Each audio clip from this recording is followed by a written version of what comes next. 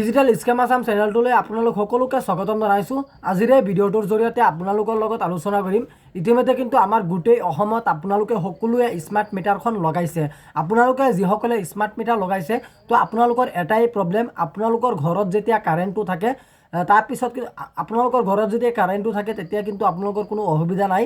আৰু আপোনালোকৰ যেতিয়া নেকি মিটাৰত কোনোবা এটা দিন আপোনালোকৰ মিটাৰত কাৰেণ্ট থাকে, আপোনালোকৰ ঘৰত কাৰেণ্ট নাথাকে, তাৰ মেইন এটা উদ্দেশ্য হৈছে আপোনালোকৰ যিটো ইলেক্ট্ৰিচিটি বিল অৰ্থাৎ আপোনালোকৰ বিদ্যুতৰ যিটো বিল আসাম ডিষ্ট্ৰিবিউশ্যন যিটো আপোনালোকৰ কোম্পানী আছে, মানে যিটো আপোনালোকৰ ইলেক্ট্ৰিক অফিচৰ সেইটো কোম্পানী আছে, কোম্পানীৰ তৰফৰ পৰা কিন্তু আপোনালোকক এনেকৈ আপোনালোকৰ কানেকশ্যনটো লগোৱা হৈছে যেতিয়া নেকি আপোনালোকৰ বিলটো অৰ্থাৎ আপোনালোকৰ যিটো পে'মেণ্ট আছে, আপোনালোকৰ যিটো ইনষ্টলমেণ্ট আছে, কিস্তি আছে, সেই পইচাটো যদি আপোনালোকৰ মাইনাছত লাগি যায় তেতিয়া কিন্তু আপোনালোকৰ ঘৰৰ পৰা সেই আপোনালোকৰ মানে যিটো কাৰেণ্ট আছে অৰ্থাৎ লাইন আছে সেই লাইনখন কিন্তু আপোনালোকৰ যিটো আপোনালোকৰ ঘৰৰ পৰা কাটি দিয়া হয়, কাৰণ আপোনালোকৰ মিটাৰত সেই কাৰেণ্টটো থাকে।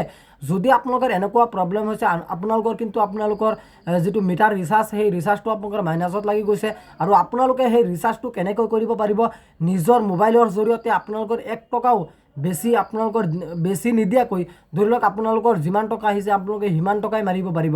গতিকে আজিৰ এই ভিডিঅ'টোৰ জৰিয়তে আপোনালোকৰ লগত সেই বিষয়ে কিছু আলোচনা কৰিম। গতিকে আপোনালোকক এতিয়া দেখুৱাই দিম যে আপোনালোকে আপোনালোকৰ কনজিউমাৰ নাম্বাৰ দি আপোনালোকৰ যিটো মিটাৰৰ যিটো আপোনালোকৰ বেলেঞ্চ আছে সেই বেলেঞ্চটো আপোনালোকে কেনেকৈ কমপ্লিটলি ক্লিয়াৰ কৰিব পাৰিব আজিৰ এই ভিডিঅ'টোৰ জৰিয়তে জনাই দিম। মই আপোনালোকক আৰু এটা কথা স্পষ্ট কৰি দিওঁ যে আপোনালোকৰ যদি ইলেক্ট্ৰিচিটি বিলটো আপোনালোকৰ মই উদাহৰণ হিচাপে মই আপোনালোকক ধৰি লৈছোঁ, যদি আপোনালোকৰ 250 টকা আপোনালোকৰ ধৰি লওক 250 টকা আপোনালোকৰ মানে যিটো বিল আছে বিলটো আহিছে আৰু আপোনালোকৰ কিন্তু 350 টকা দিব লাগিব। ইয়াৰ এটা মেইন উদ্দেশ্য হৈছে যে আপোনালোকে আপোনালোকৰ মোবাইলত মানে যিটো আপোনালোকৰ 250 টকা আহিছে সেই পইচাটো কিন্তু আপোনালোকৰ যিটো ঋণ আছিলে, আপুনি কাৰোবাৰ পৰা ঋণ লৈছে 250 টকা, সেই পইচাটো কিন্তু আপোনালোকৰ দিব লাগিব। মানে সেই পে'মেণ্টটো মানে যিটো ইলেক্ট্ৰিচিটি বিল আছে সেইটো যদি আপোনালোকৰ 250 টকা হয়, 1000 টকা মিনিমাম বেলেঞ্চ আপোনালোকৰ যিটো মিটাৰ কাৰেণ্ট বেলেঞ্চ সেই মিনিমাম কাৰেণ্ট বেলেঞ্চটো আপোনালোকৰ 1000 টকা ৰাখিবই লাগিব। যদি আপোনালোকৰ 250 টকা আহিছে আপোনালোকে 350 টকা কৰিব লাগিব। মানে আপোনাৰ যিমান টকা বিল আহে আপোনালোকে তাতকৈ কিন্তু 1000 টকা বেছি কৰিব লাগিব, কমেও 1000 টকা আপোনালোকৰ কৰিব লাগিব। গতিকে এতিয়া দেখুৱাই দিম যে আপোনালোকে আপোনালোকৰ মোবাইলৰ জৰিয়তে কনজিউমাৰ নাম্বাৰ দি আপোনালোকে কেনেকৈ আপোনালোকৰ ইলেক্ট্ৰিচিটি বিল পে'মেণ্ট কৰিব পাৰিব। আহক আমি ভিডিঅ'টো আৰম্ভ কৰোঁ। আপোনালোকে ইলেক্ট্ৰিচিটি বিলটো কেনেকৈ আপোনালোকে নিজৰ মোবাইলৰ জৰিয়তে পে'মেণ্ট কৰিব পাৰিব এতিয়া আপোনালোকক জনাই দিয়া হ'ব গোটেইখিনি ষ্টেপ বাই ষ্টেপ। গতিকে আপোনালোকে ভিডিঅ'টো সম্পূৰ্ণ প্ৰথমৰ পৰা শেষলৈ চাব।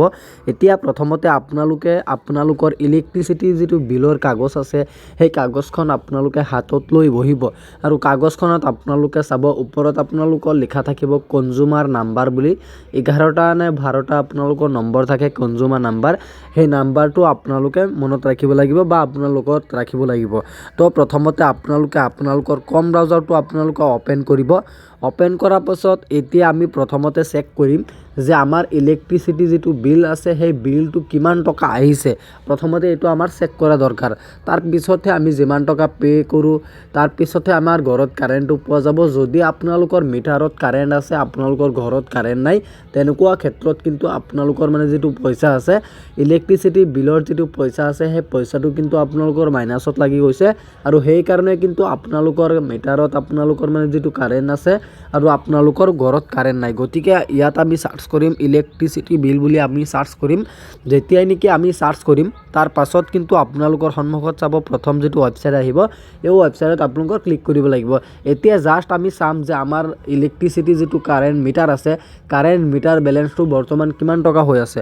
তো প্ৰথমতে আমি এইটো ৱেবছাইটত ক্লিক কৰিম আৰু যদি আপোনালোকে ৱেবছাইটটো বিচাৰি নাপায় এইটো ভিডিঅ'ৰ ডেছক্ৰিপশ্যনত চাব আপোনালোকে মোৰ হোৱাটছআপ চেনেলৰ লিংকটো দিয়া হৈ আছে। আপোনালোকে সকলোৱে মোৰ হোৱাটছআপ চেনেলত জইন হৈ ল'ব। মই অলপ যিবিলাকৰ ওপৰত ধৰি লওক ভিডিঅ' নবনাওঁ সেইবিলাকৰ ওপৰত কিন্তু অলপ পিছে হোৱাটছআপ চেনেলত মই আপ টু ডেট কৰিয়ে থাকোঁ। গতিকে আপোনালোকে সকলো খবৰৰ লগত সকলো কামৰ লগত আপোনালোকে সংযুক্ত হ'বলৈ আপুনি আমাৰ হোৱাটছআপ চেনেলটো আপোনালোকে জইন হ'বলৈ নাপাহৰিব। তো প্ৰথমতে আপোনালোকৰ সন্মুখত চাব এনেকৈ নটিচ এটা দিয়া হৈ আছে। গতিকে আপোনালোকৰ কাৰণে নটিচটো ইমান ইম্পৰ্টেণ্ট বা দৰকাৰী নহয়, তো আমি নটিচটো কাটি দিছোঁ। কাটাৰ পিছত মই ইয়াত ডেস্কটপ চাইটটো আপোনালোকক বনাই দেখুৱাই দিছোঁ যাতে অলপ মানে ধুনীয়াকৈ আহে। তো প্ৰথমতে আপোনালোকে ইয়াত চাব যে গোটেইখিনি কিন্তু আপোনালোকৰ ইয়াত দিয়া হৈ আছে। ইয়াত গোটেইখিনি অপশ্যনকেইটা আপোনালোকৰ দিয়া হৈছে APDCL পেমেণ্ট APDCL গোটেইখিনি কিন্তু আপোনালোকৰ ইয়াত দিয়া হৈ আছে। তো আপোনালোকে প্ৰথমতে এনেকৈ আপোনালোকে তলফালে স্ক্ৰল ডাউন কৰিব। যেতিয়া নেকি আপোনালোকে তলফালে স্ক্ৰল ডাউন কৰিব তাৰপিছত আপোনালোকে চাব ইয়াত লিখা হৈ আছে আপোনালোকৰ পে ইলেক্ট্ৰিচিটি বিল বুলি আপোনালোকৰ ইয়াত লিখা থাকিব। পে ইলেক্ট্ৰিচিটি বিল বা বিউ ইলেক্ট্ৰিচিটি বিল বুলি আপোনালোকৰ লিখা থাকিব এনেকৈ। গতিকে আপোনালোকে বিউ ইলেক্ট্ৰিচিটি বিল বুলি লিখা থাকিব। আপোনালোকে চিম্পলি ইয়াত এটা ক্লিক কৰিব। যেতিয়া নেকি আপোনালোকে ইয়াত এটা ক্লিক কৰিব তাৰপিছত আপোনালোকৰ মানে মই আপোনালোকক যিটো কৈছিলোঁ যে কনজিউমাৰ নাম্বাৰটো কিন্তু আপোনালোকৰ লাগিব। সেই কনজিউমাৰ নাম্বাৰটো দিয়েই কিন্তু আপোনালোকৰ মানে যিটো বিল আছে সেই বিলটো কিন্তু আপোনালোকৰ মানে পেমেণ্ট কৰা হ'ব। তো প্ৰথমতে আপোনালোকৰ ইলেক্ট্ৰিচিটি মানে যিটো আপোনালোকৰ কনজিউমাৰ নাম্বাৰ আছে কনজিউমাৰ নাম্বাৰটো আপোনালোকে এইখিনি জেগাত লিখিব লাগিব। যেতিয়া নেকি আপোনালোকে কনজিউমাৰ নাম্বাৰটো লিখিব তলফালে আপোনালোকে নীলাটোত হেৰি কৰি দিব আৰু আপোনালোকৰ মানে যিকোনো এখন মোবাইল নম্বৰ আপোনালোকে ইয়াত এণ্টাৰ কৰিব লাগিব। মই যেনেকৈ মোবাইল নাম্বাৰটো এণ্টাৰ কৰি আছোঁ আপোনালোকে ছেম টু ছেম তেনেকৈ আপোনালোকে মোবাইল নাম্বাৰটো আপোনালোকে এণ্টাৰ কৰিব। তাৰপিছত কিন্তু আপোনালোকে তলফালে চাব লগইন বুলি লিখা আছে। আপোনালোকে চিম্পলি লগইনত এটা ক্লিক কৰিব। যেতিয়া নেকি আপোনালোকে লগইন অপশ্যনত এটা ক্লিক কৰিব তাৰপিছতে কিন্তু আপোনালোকৰ মোবাইলত এখন OTP আহিব 6টা অংকৰ। মোবাইলৰ OTPটো আপোনালোকে ক্লিক কৰি বহুৱাই দিব আৰু বহুৱাৰ পিছত আপোনালোকে তলফালে চাব ইয়াত আপোনালোকৰ লিখা আছে ভেৰিফাই OTP এছ লগইন বুলি। আপোনালোকে চিম্পলি ইয়াত এটা ক্লিক কৰি দিব। যেতিয়া নেকি আপোনালোকে ইয়াত এটা ক্লিক কৰি দিব তাৰপিছত কিন্তু আপোনালোকৰ গোটেইখিনি অপশ্যনখিনি আপোনালোকে পাই যাব যে আপোনালোকৰ মানে কিমান হেৰি আছে বিউ বেলেঞ্চ আপোনালোকৰ কিমান টকা আছে বা আপোনালোকে যদি নতুনকৈ মোবাইল নম্বৰ আপোনালোকে এড কৰিব বিচাৰে আপোনালোকে এই ৱেবছাইটত কিন্তু আপোনালোকে নতুনকৈ মোবাইল নম্বৰ এড কৰিব পাৰিব বা নতুন কানেকশ্যনৰ বাবে আপোনালোকৰ ঘৰত যদি মিটাৰ এতিয়াও নাই আপোনালোকৰ নতুন কানেকশ্যনৰ বাবে কিন্তু অনলাইনত আপোনালোকে এপ্লাই কৰিব পাৰিব। যদি আপোনালোকৰ সেইবোৰ সুবিধা লাগে আপোনালোকে মোক কমেণ্ট বক্সত জনাবলৈ নাপাহৰিব। তো প্ৰথমতে আমি বিউ বেলেঞ্চটো আপোনালোকে চাম যে এইটো মিটাৰত বৰ্তমান বেলেঞ্চটো আপোনালোকৰ কিমান টকা হৈছে। ইয়াত আপোনালোকে নিশ্চয় গমেই পাইছে বিউ বেলেঞ্চত যেতিয়া মই ক্লিক কৰিছোঁ ইয়াত বিউ বেলেঞ্চত যেতিয়া ক্লিক কৰিছোঁ তলফালে স্ক্ৰল ডাউন কৰিয়েই মই ইয়াত দেখা পাইছোঁ যে 117 টকা এইটোত মাইনাছ লাগি আছে। গতিকে আপোনালোকৰ অতি সোনকালে যদি আপোনালোকৰ মাইনাছ লাগি থাকে আপোনালোকে কিন্তু অতি সোনকালে আপোনালোকৰ এই পে'মেণ্টটো ক্লিয়াৰ কৰিব লাগিব। তো প্ৰথমতে আপোনালোকে ইয়াত চাব 117 এতিয়া কিমান টকা আমাৰ দিব লাগিব 118 টকা আপোনালোকে যেতিয়া দিব তেতিয়া কিন্তু আপোনালোকৰ এইটো পইচাটো প্লাছত আহি যাব। আৰু যদি আপোনালোকে একেবাৰে কম যদি আপোনালোকে দিব বিচাৰে 118 টকা কিন্তু আপোনালোকৰ দিব লাগিব। তো আমি ইয়াৰ পৰা ডাইৰেক্ট গুচি যাম আমি বেলেগ এটা অন্য এটা এপছলৈ যিটো এপছত নেকি আপোনালোকে ৰিচাৰ্জ কৰিলে আপোনালোকে 4% কমিশ্যন পাব। আপোনালোকে 1 টকা বেছি নাকাটে। যেনেকৈ নেকি ফোনপে'ত 1 টকা 2 টকা 3 টকা 4 টকা 5 টকাকৈ বেছি কাটে তেনেকুৱা ক্ষেত্ৰত কিন্তু আপোনালোকৰ সেই এপছটোত কিন্তু আপোনালোকৰ 1 টকাও বেছি নাকাটে। তো আমি প্ৰথমতে প্লে ষ্ট'ৰত যামগৈ এখন এপছ আমি ডাউনলোড কৰিবলৈ আৰু এপছখনৰ নাম হৈছে পে টু বেক। আপোনালোকে পে টু বেক বুলি চাৰ্চ কৰিব। চাৰ্চ কৰাৰ লগে লগে কিন্তু আপোনালোকৰ সন্মুখত চাব এনেকুৱাকৈ ইণ্টাৰফেচটো অপেন হ'ব। এনেকুৱা ধৰণৰ ছেম টু ছেম এপছটো আৰু মই এই লিংকটো মোৰ হোৱাটছআপ চেনেলত দি ৰাখিম। আপোনালোকে সকলোৱে এই এপছটো আপোনালোকে ডাউনলোড কৰি ল'ব। মই যেনেকৈ ডাউনলোড কৰি লৈছোঁ আপোনালোকে ইনষ্টল কৰি আপোনালোকে ডাউনলোড কৰি ল'ব। ডাউনলোড কৰাৰ লগে লগে কিন্তু আপোনালোকৰ মোবাইল নম্বৰ দি আপোনালোকৰ লগইন কৰিব লাগিব। মোবাইল নম্বৰ আৰু OTP দি কিন্তু আপোনালোকৰ লগইন কৰিব লাগিব। আপোনালোকে লগইন সকলোৱে কৰিব পাৰিব। তো প্ৰথমতে আমি এই এপছলৈ আহিছোঁ। অহাৰ পিছত আপোনালোকে ইয়াত চাব যে বহুতো কাম কিন্তু আপোনালোকে এই এপছৰ দ্বাৰাই কৰিব পাৰিব। Mobile recharge DTH recharge electricity bill FASTag EMI insurance pay code all গোটেইখিনি কিন্তু আপোনালোকৰ কামখিনি ইয়াতে আপোনালোকে কৰিব পাৰিব। তো প্ৰথমতে আমি ইলেক্ট্ৰিচিটি বিলটো আমি চাম যে তাৰপিছত আপোনালোকে তলফালে স্ক্ৰল ডাউন কৰিব। ইয়াত আপোনালোকে চাব দুখন কিন্তু আপোনালোকৰ অপশ্যন দিয়া থাকিব Assam power distribution company LTD non ৰেপেডাৰ আৰু এটাত আপোনালোকৰ 2 নম্বৰটো থাকিব Assam power distribution company private limited smart